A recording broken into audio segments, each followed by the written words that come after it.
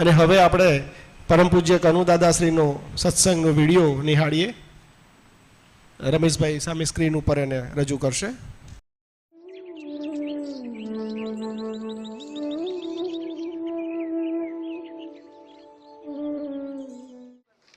જ્ઞાની પુરુષ એટલે દેહધારી પરમાત્મા.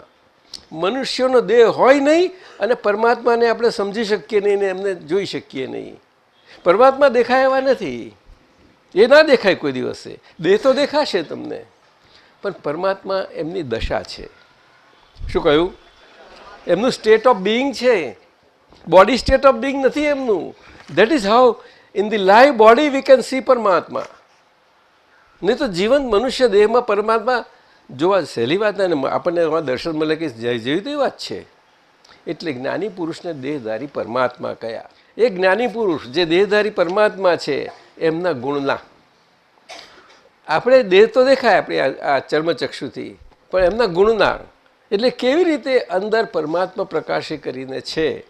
દેહ સાથે આપણે બોલે ચાલે હશે કરે બધું આપણા જેવા જ બધા વ્યવહાર હોય, એમને વ્યવહારમાં કંઈ જુદું ના હોય. જ્ઞાની પુરુષના ગુણના એટલે જે દેહ છે, દેહ સાથે છે છતાં મનથી, વાચાથી કે કાયાથી દેહમાં નથી, જરાય નથી. શ્રીફળનું અંદરનું બધું પાણી સુકાઈ ગયું હોય, જ્યાં જ્યાં જેમ સુકાય તેમ પેલા કોચલીથી છૂટું પડતું જાય, અને આખું આખું જે સુકાય એ બધા નથી થતા. હા, એમાં અમુક જ થાય છે કે ગોટો છૂટો પડી જાય છે. એવું ખબર છે ને તમને? નહીં ખબર હોય. એટલે જ્ઞાની પુરુષ મન વાણીને કાયાથી તદ્દન છૂટા હોય છે. એટલે શ્રીફળની કોચલી છે એમાંથી ગોટો છૂટો પડી ગયો છે, એટલે પાણી એટલું બધું યુનિફોર્મલી ડ્રાય આઉટ થઈ જાય છે, નીકળી જાય છે. એવું આપણું મન વચન કાયામાં આપણે ચીટકી ગયેલા છીએ. શું કહ્યું? એ શ્રીફળના પાણીને લીધે. એ આત્મા નથી ચીટક્યા, એ પેલો હું ચીટકેલો છે. કયો હું? તો કે શરીર તે હું, વળી આ નામ તે હું, મારું નામ. એ મારાથી ચીટકેલા છીએ બધા આપણે. શાનાથી? પ્રજ્ઞાબેન શું કહ્યું? માય માઇન્ડ કહે છે, એનાથી ચીટકેલા છીએ. બાકી હું તો હું એની જગ્યાએ જ છે, પરંતુ આ હું મારામાંથી ચીટકેલા છીએ. એ હું વગર કંઈથી ચીટકે? મારું પણ હું વગર કંઈથી ચીટકે, એટલે એ હું મારા સાથેનું.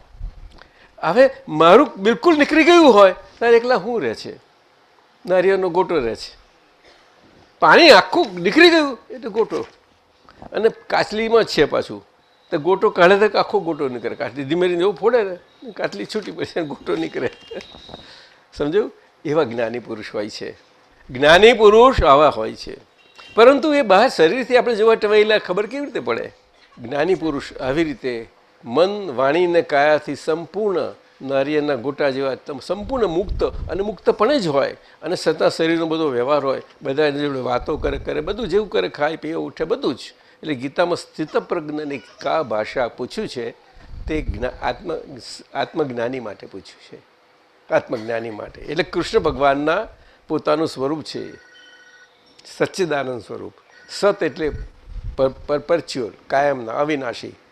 ચિત્ત એટલે જેમનું સદાય અવિનાશી સ્વરૂપે નોખા રહેલા છે તે, અને એ એમનો આનંદ એ તો પરમાનંદ સ્વરૂપ હોય, એટલે પરમાત્મા કયા. જ્ઞાની પુરુષના ગુણના એટલે દેહના ગુણના નથી, છતાં એ પરમાત્માના આત્માના ગુણના દેહના માધ્યમથી આપણે જોઈ શકીએ. દેહનું માધ્યમ ના હોય તો પરમાત્મા દેખાય એવા નથી, કારણ કે એ નિરાકાર છે.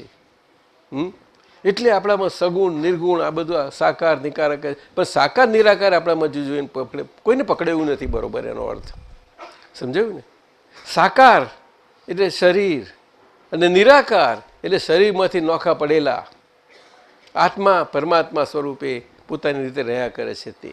પરંતુ આ કળિયુગ છે, એટલે કળિયુગ અને કળિયુગનો ટાઈમ બાર છે એક, કે અમુક લેવલ જ થઈ શકે છે. એ ટાઈમ બાર ના હોય તો પછી સર્વજ્ઞ છે. શું છે? સર્વજ્ઞ છે. જેમ છે તેમ આખું જગત દેખાય, અને જગતને પોતાને સમજે ને માને કે આ છે, એ રીતે જેમ નથી તેમ એ નથી સ્વરૂપે દેખાય, પણ એ છે સ્વરૂપે દેખાય. શું કહ્યું? બહુ સાચી સમજો. આ બહુ ઝીણી વાત કહું છું તમને, બહુ સૂક્ષ્મ. એટલે આપણે આજ્ઞાધર્મમાં આ રીતે જ છે. આપણી અંદર જ નથી, બહુ ઘણું હજુ આવ્યું છે આ પૂતગલમાં. આ જ્ઞાની પુરુષના ગુણલા એટલું સુંદર છે ને એમાં જ્ઞાની પુરુષના ગુણલા જોવાથી જ ખેંચાય. એટલે એટલું પાવરફુલ મેગ્નેટ છે, જબરજસ્ત. જેને કશું જોઈતું નથી, આખું વર્લ્ડ સોનાનું રૂપાનું ગમે તેવું થાય, એમને એમાં હોય જ નહીં, બિલકુલ ના હોય. અને છતાં એ સોના રૂપાની કિંમત જરૂર કરે. એવા નથી કે એમની પાસે એ એટલો પરમ વિનય હોય કે બધાને જેમ છે તેમ જ જુએ ને જાણે. શું કહ્યું? જુએ એટલે એમ દેખે, જાણે એટલે નો થાય, એમને એ નોન થાય. કારણ સાથી તો કે પોતે નોઅર છે. સમજ્યું? આ ગુણના કોઈનો ગુણ જોશો ને એ ગુણ એને ખબર નહીં પડે એવી રીતે તમને આવી જશે તમારામાં. જેવું જોશો તેવું તમે પામશો. As you see so you learn. આ તો અત્યારે યુનિવર્સલ જે જ્ઞાનની વાતો નથી એ પણ ચાલે. એટલે વ્યવહારમાં આ સાથી કે આત્મા એ જ પરમાત્માનું ભગવત સ્વરૂપ છે, ભગવાનનું સ્વરૂપ છે, પરંતુ અજાણ છે. લોકો અજાણ છે. એમનો વાંક નથી, એમનો એ વખત નથી આવ્યો. એવું પુણ્ય નથી એમની પાસે કે જે પુણ્ય કરીને આવું હોય, આવા પુરુષ તો એમને મળું અને એમની કૃપાથી મને પોતાને જાણી લઉં અને એમની કૃપાથી. એટલે ગુણ મનનને નિધિધ્યાસન કહ્યું તે આપણા હિન્દુ સમાજમાં જૈન બધી રીતે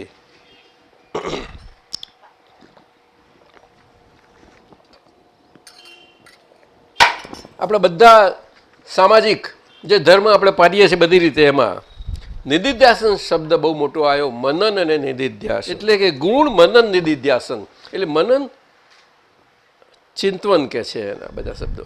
એ તો મોટા મોટા આધ્યાત્મિક બધા વિચારકો બધા કરે છે. શું? પરંતુ એ કઈ રીતે કે પોતે હું આ છું અને હું આ છું એ રીતે એનું મનન કરે છે, ભગવાનનું કે એમના ગુણોનું કે આ રીતનું એ મનન કરે. ત્યારે મનનને પ્રમાણે એને નિધિધ્યાસન શબ્દ કોઈ જાણતું જ નથી. નિધિધ્યાસન એટલે શું? નિધિધ્યાસન નિજ અધિ આસન એ કમ્પાઉન્ડ શબ્દ છે અને એને છૂટા પાડીએ 3 શબ્દો તો નિજ એટલે પોતે, અધિ એટલે પોતે પોતા સ્વરૂપ થતો જતો જાય, અને આસન એટલે એનું સ્થિર થઈ જાય, સ્થિત થઈ જાય.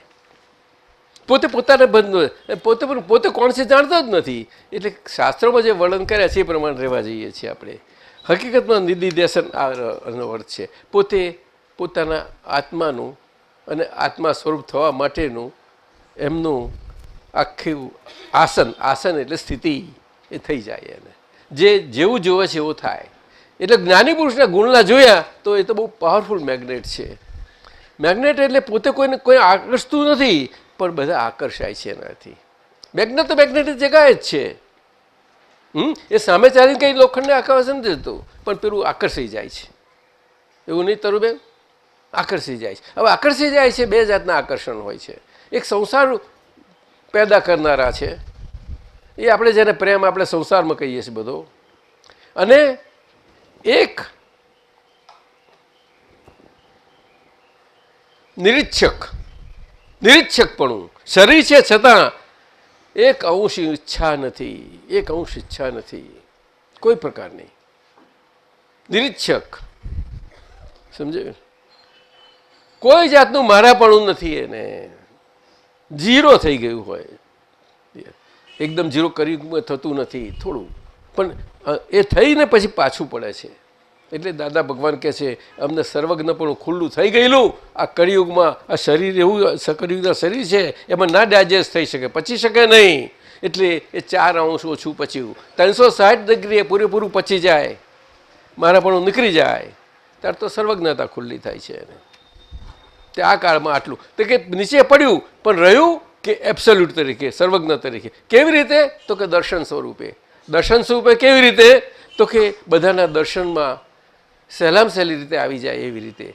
સાથી સહેલામ સહેલી આવી જાય તો કે એ બાકી દેહ રહ્યો ને એટલો બધો સરળ સીધો કમ્પ્લીટ સ્ટ્રેટ ફોરવર્ડ રહી ગયો. અને છતાં બહાર બધાને દેખાય કર્યો આ દાદા આને વળે છે ને આ જ્ઞાની પુરુષ છે ને આમ કેમ થાય છે આ વસ્તુ, આના અંતે આવું વર્તન થાય છે. એટલે આપણે જે ટેવાયેલા આપણે દેખાય. શું કહ્યું? જે ટેવાઈ ગયેલા બહુ દેખાય. કયા ટેવેલા? આ પેટ ચોરીને ચીકણું કરેલું એવા ચિકાસવાળા. સાદા ટેવેલા હોત તો આટલું વાંધો ના આવે કોઈને, જલ્દી જલ્દી દર્શન થઈ જાય ભગવાનના, સાદા હોય તો. હા, એટલે ટેવો નથી નડતી દાદા કહે છે માણસને, પરંતુ એની પાસે રહેલો ચીકણો સ્વભાવ છે ને એનો, એ ટેવોનો સ્વભાવ. એટલે ગુણ મનન નિધિધ્યાસન તો બહુ ઝીણો એનો અર્થ છે, સૂક્ષ્મ છે. સૂક્ષ્માથી સૂક્ષ્મ આત્મા પ્રગટ કરવા માટેનો છે. મનન હંમેશા જેને આત્મજ્ઞાન પ્રાપ્ત થયું છે એને મનનની ક્રિયા ના હોય, શરીરની કોઈ પણ ક્રિયા ના હોય. મનન ક્રિયા એ મનના ગુણોથી હોય છે. સમજાયું? ચિંતવન ક્રિયા એ ચિત્તના ગુણોથી હોય છે. કયું ચિત્ત? તો કે શરીરમાં જડાયેલું, શરીરમાં હું ને મારા ભાવે જડાયેલું. કેવું? ચિત્ત. ચિંતવન અને મનન એ બે બહુ મોટા શબ્દો છે અધ્યાત્મમાં. એટલે કે જે શાબ્દિક અધ્યાત્મમાં માને છે તે. કયા? શાબ્દિક. એ પુસ્તકને આધારે, આ આધારે, એવી રીતે. તો કૃપા બહુ મુખ્ય વસ્તુ છે. આત્મ સ્વરૂપ પ્રાપ્તિ થવી કે બ્રહ્મ સ્વરૂપ પ્રાપ્તિ થવી એ કૃપા સાધ્ય છે. એટલે કૃપાથી જ સાધી શકાય છે. કૃપા એટલે શું? તો કે એવા પરમ પિતા, પરમ કૃપાળુ હોય આપણી આગળ, અને એમની કૃપા આપણે ઉતરે. એમાં શરીરની ક્રિયા બનતી નથી. કૃપા અને કૃપાનો અનુગ્રહ એ કૃપા નિધાન હોય, એના તરફથી જેને પ્રાપ્તિ થાય એને કૃપા અનુગ્રહ પ્રાપ્ત થયો કહેવાય. એટલે આપણે એવા પુરુષની, પરમ પુરુષની આપણે ભજના કરીએ તો કૃપાનુગ્રહ. એવા કનુભાઈના આપને નમસ્કાર. કૃપાનુગ્રહ, અનુગ્રહ. સમજાયું ને? જેને કંઈ જોઈતું નથી, લેવા દેવાની ક્રિયા જેની પાસે નથી, એનો અનુગ્રહ થાય છે આપણને. અને અનુગ્રહ થાય આપણે હું શુદ્ધ આત્મા છું અને શુદ્ધ સ્વરૂપે છું, વિશુદ્ધ સ્વરૂપે છું. અને આ તો એવું નથી, આ તો એના ગુણોથી છે ને એના સ્વભાવથી છે. લોખું જ પાડી આપે તરફ બધું. ખ્યાલ આવે? એ શબ્દો નથી. અને એવા મુક્ત શબ્દ વગર અને શબ્દના માધ્યમ વગર આપણે આત્મજ્ઞાન, આપના સ્વરૂપનું જ્ઞાન પામી ના શકીએ. એટલે જ્ઞાની પુરુષના ગુણ. આ બહુ સુંદર લાઈનો નીકળી છે. જ્ઞાની પુરુષ શરીર સાથે કેવા ગુણો છે. શરીરના ગુણો તો આપણે દેખાય, પણ કેવી રીતે છે? તો કે શરીર છે છતાં શરીરમાં નથી. એવા એમના ગુણો હોય, એમના આત્માના જ ગુણો થયા, ભગવાનના જ ગુણો થયા. એ આપણને તરત પ્રાપ્ત થઈ જાય. જેવું જુએ તેવું પામે. ચિંતવન અને નિધિધ્યાસન, અને અંતિમ વસ્તુ તો છેવટે જ્ઞાનીની કૃપા જ છે. એનું આપણને માર્મિક સમજણ આપી. છેવટે દાદાએ કીધું છે કે બીજું કંઈ ન થાય તો અમારું નિધિધ્યાસન કરશો તો એ અમારા જેવા થઈ શકશો. અને આ સરળમાં સરળ રસ્તો છે. જ્ઞાની પુરુષના જ્ઞાનને સીધી રીતે આપણે ન પચાવી શકીએ તો એમનું નિધિધ્યાસન કરવું આ આંખોથી, ચર્મચક્ષુથી, પણ શરૂઆત તો એનાથી થઈ શકશે. એટલે જ્ઞાની પુરુષે ખૂબ સરળ વાત આમાં કહી છે. પરમાત્મા એ દશા છે, એ જોઈ શકાય તેવી નથી. એનો તો અનુભવ થાય, પણ એ અનુભવ થતાં પહેલાંની જે પ્રોસેસ છે એમાં આ મનન, ચિંતવન, નિધિધ્યાસન, આ બધી જ વસ્તુઓ એમાં સામેલ કરવી પડે એમ છે.